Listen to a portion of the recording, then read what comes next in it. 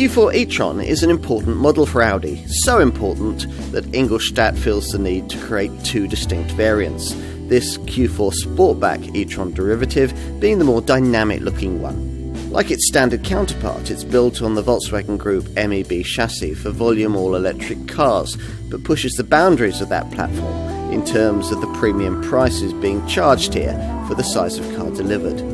Still, you certainly get a very upmarket feel that'll help ease you into your new electrified phase of motoring ownership. Audi's all-electric e-tron range continues to widen as more is revealed of the company's capabilities when it comes to EV technology. Where the standard Q4 e-tron takes on the plushest versions of boxy compact EV crossovers like the Volkswagen ID.4 and the Skoda Enyaq iV, the Q4 Sportback e-tron takes aim more directly at sportier contenders in this class like the Cupra Born. Actually, all the engineering bits that matter are common between these four cars, namely the MEB platform and the battery tech.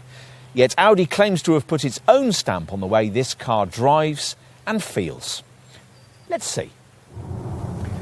With its Q3 and Q5 Sportback models, Audi slightly differentiates the suspension feel with base variants, but there's none of that here, so the Q4 Sportback e-tron drives in the same way as the conventional Q4 model. You select drive using a slider-type shifter situated on the centre console, and once underway, there's the kind of instant throttle response you'd usually get from an EV of this sort.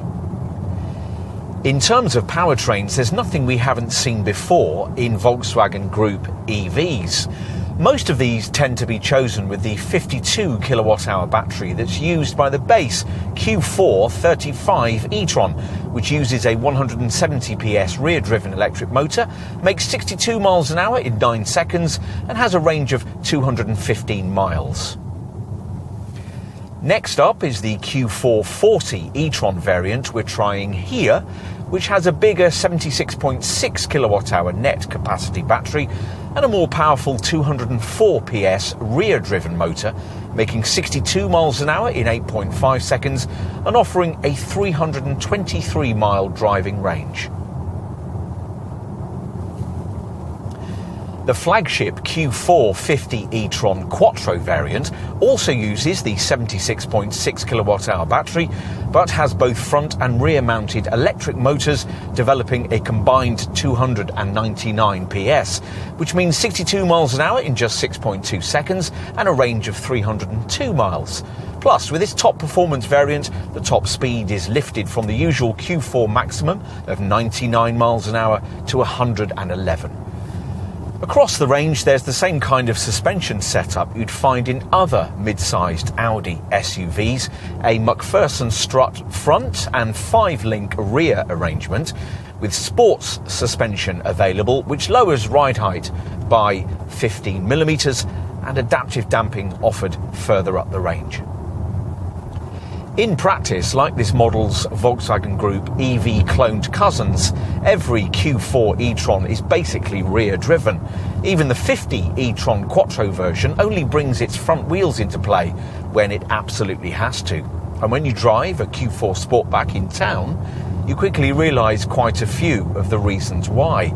There are real advantages in placing the powertrain of a car like this, the electric motor and its associated single-speed auto gearbox, on the back axle, primarily because the front wheels are then freed up for steering duties. The turning circle is a London taxi-like 10.2 metres, better than a tiny Volkswagen Up city car, and as a result this SUV is superbly manoeuvrable for its size, jinking through traffic hold-ups and darting into spaces. As with other electric vehicles, this one's town travel is characterised by its need to constantly emit a strange E-sound intended to warn pedestrians of this Q4's impending approach. You wonder, though, why it's necessary for this feature to sound so otherworldly. Other brands use film composers to create more pleasant melodies. The rear-driven format also benefits this Audi beyond the city limits, allowing a near 50-50 virtually perfect weight distribution, which, together with the low centre of gravity provided by the central battery pack placement, helps disguise its rather portly curb weight of just over 2 tonnes. That's almost 300 kilos heavier than a conventional Q5 Sportback. Despite, or perhaps because of that, traction through the turns is excellent, but as with every EV, you're always subconsciously aware of just how much bulk is impeding your forward motion. We'd hoped that Audi might have been able to engineer in a bit more ride and handling polish to the usual Volkswagen Group mid-sized EV formula here, but as it turns out, the drive experience is much as it is with a comparable Volkswagen ID4, which means it's relatively firm. So there you have it, a sportier take on the future of conventional motoring, according to Ingolstadt, and one of the first volume-selling predominantly rear-driven cars the brand has brought us since the 1930s. You might have hoped for something a fraction more Vorsprung der Technik, but you're certainly served up a confection here that's distinctively Audi. Accessing and paying for electricity while on the road can be easily taken care of using the e-tron charging service, which provides UK subscribers with one RFID payment card that is accepted at a vast number of charge points, operated by 18 suppliers across the UK and Europe, and offers a choice of 2 fixed-price charging tariffs. The Q4 Sportback e-tron is definitely a sleeker thing than its standard-shaped counterpart, and not just visually. The drag coefficient drops from 0.28 to 0.26 CD. This sportier variant's more sharply swept-back silhouette culminates in a spoiler that sits much lower on the split and steeply raked rear window. And as the area in which the air swirls as it comes off the vehicle is restricted to the zone beneath the spoiler, that area is significantly smaller than in the ordinary Q4 e-tron. Anyway, enough for the outside, let's take a look in the cabin. Well, it's certainly nothing like anything you'll have seen from any previous Audi. Everything on the upper level is angular, with none of the elements appearing to blend very harmoniously with each other, but it all kind of works in a contemporary minimalistic sort of way. There's an unusual jutting lower console, trimmed in smudge-worthy piano black for the neat little gear selector slider, and just above, the silver-trimmed central fascia section incorporates horizontal vents and the 11.6-inch MMI Navigation Plus central display, with a sweep across the cabin that gets interrupted by this beady-browed instrument binnacle.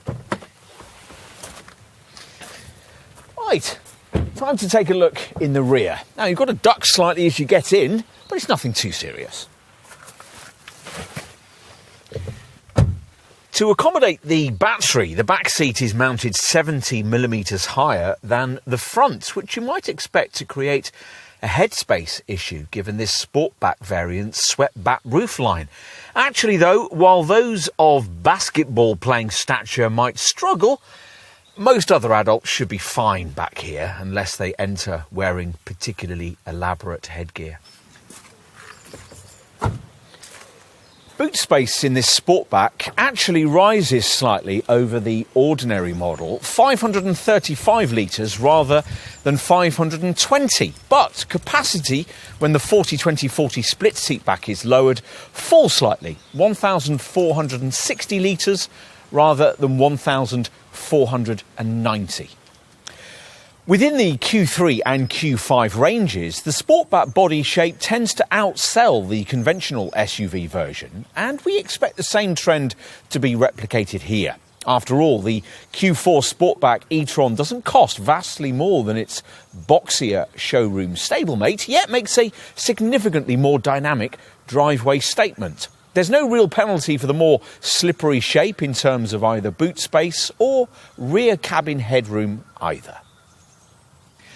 In this form, the Q4 is more likely to appeal to premium EV customers who might be looking at more stylised rivals like the Polestar 2, the Ford Mustang Mach-E, the Kia EV6 and the Hyundai Ioniq 5. Arguably, this Audi can shade all of these competitors when it comes to cabin ambience. It has the finish, the luxury and to some extent the driving dynamics of an electric crossover from the next class up. The kind of thing you'd get from larger EV models like the Jaguar I-Pace and the Mercedes EQC. But of course, you pay for that, and with Audi, it was ever thus.